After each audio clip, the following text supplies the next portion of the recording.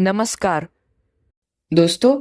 हम जानते हैं कि भारत एक ऐसा देश है जो अपनी आर्थिक, सांस्कृतिक और आध्यात्मिक विरासत के कारण समग्र विश्व में एक अजोड़ स्थान प्राप्त करता है।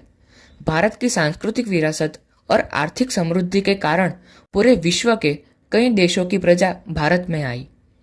15वीं सदी की बात है। भारत के गरम मसाले, रेशमी कपड़े, मलमल, तेजाना आदि जैसी चीजों की यूरोपियन देशों में बहुत मांग रहती। इसके रहते भारत और यूरोप के बीच में जमीन मार्ग से व्यापार होता था और उसके सेंटर में स्थित था तुर्किस्तान का इस्तांबुल प्रदेश, जो कॉन्स्टेंटिनोपल के नाम से भी जाना जाता था। अब हुआ ये कि वहां के इस्लामियों ने 1453 में वहां के शासक ऑटोमन से वो जीत लिया और वहां का रास्ता ब्लॉक कर दिया। ऐसा होने से हमारा व्यापार जो यूरोप के साथ होता था वो बंद हो गया। अब भारत तो समृद्ध था, उसे कोई फर्क नहीं पड़ता था, लेकिन यूरोप के देशों को रोज मांस मच्छी खाना पड़ता था। इसलिए वहां के लोगों ने कोई दूसरे रास्ते की खोज करना प्रारंभ किया। पोर्टुगल के शासक प्रिंस हेनरी की प्रेरणा और आर्थिक सहाय से साहसवीरों ने नए जलमार्ग की खोज करना प्रारंभ किया, जिसमें से बार्थोलोम्यू डायज ने कैप ऑफ गुड होप नाम के एक आइलैंड की खोज की, जो अफ्रीका के साउथ में स्थित है। वहीं दूसरी ओर स्पेन के शासक द किंग फर्डिनांड ने क्रिस्टोफर कोलंबस नाम के एक साहसी नाविक को आर्थिक सहाय देकर भारत खोजने के मिशन पर भेजा। उसका शिप 1492 में अटलांटिक समुद्र के वेस्ट इंडीज टापू पर रुका। उसे तो यही लगा कि उसने भारत खोज लिया है, लेकिन उसने एक दूसरे ही आइलैंड की खोज की। लेकिन उसकी मृत्यु के बाद अमेरिगो वेस्पुची ने यह स्पष्ट किया कि यह कोई भारत नहीं है, और अमेरिगो के नाम पर से उस आइलैंड का नाम अमेरिका रखा गया।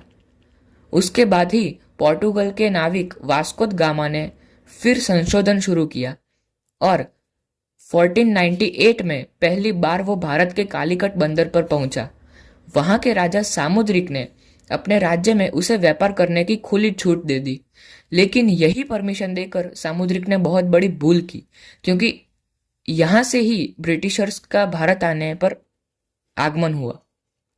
भारत आने के नए रास्ते की खोज होने के बाद सबसे पहले पोर्टुगीज लोगों ने आगमन किया। उन्होंने दीव, दमन, गोवा जैसे प्रदेश नियंत्रण में लिए। तभी वहां हॉलैंड के डच और डेनमार्क के डेनिश लोगों ने भी प्रवेश किया।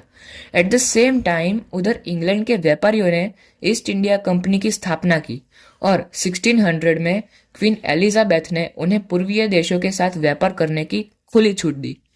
ऐसा होने से 1608 में कैप्टन हॉकिंग्स कंपनी का फर्स्ट शिप लेकर सूरत बंदर पहुंचे, लेकिन उन्हें पोर्टुगीज लोगों के विरोध के कारण व्यापार करने की छूट नहीं मिली।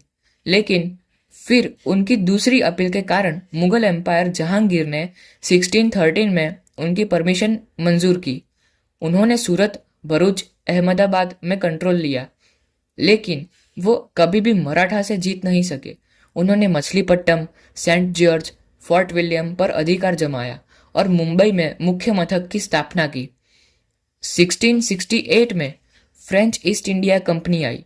उन्होंने माहे, कराईकल, पौंडीचेरी जैसे शहरों में अपना व्यापार बढ़ाया, लेकिन अंग्रेज और फ्रेंच के बीच में एक भयानक कर्नाटक विग्रह हुआ, जिसमें फ्रेंच लोगों को बहुत भारी नुकसान झेलना पड़ा।